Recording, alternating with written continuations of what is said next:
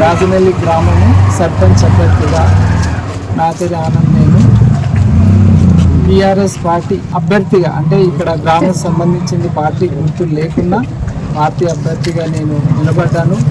గత 10 సంవత్సరాలు తెలంగాణ గురించి కేసీఆర్ సార్ ఎంతో గ్రామాల్లోనే అభివృద్ధి చేశాడు. మేము బీఆర్ఎస్ పార్టీ తరఫున క్యాండిడేట్గా నాతేరి ఆనంద్ నేను నిలబడ్డాను. గ్రామ ప్రజలు ప్రతి ఒక్కరూ పార్టీకి అతిథులుగా ఒక క్యాండిడేట్ సర్పంచ్ అంటే వ్యక్తిగా క్యాండిడేట్ని చూసి ఓటేస్తారని కోరుకుంటున్నాను.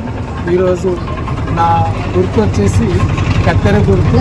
మీరందరూ కత్తెర గుర్తు ఓటేసి నన్ను సర్పంచ్గా గెలిపించి ఈ సమస్యలు ఏమున్నా ఈరోజు గత 10 సంవత్సరాలు కూడా మేము బీఆర్ఎస్ అభ్యర్థిగానే గ్రామానికి లాస్ట్ 5 ఇయర్స్ మోదంపల్లి లచ్చమ్మ వాళ్ళ తనయుడు ఆనంద్ వాళ్ళు గ్రామానికి ఎంతో సేవ చేశారు.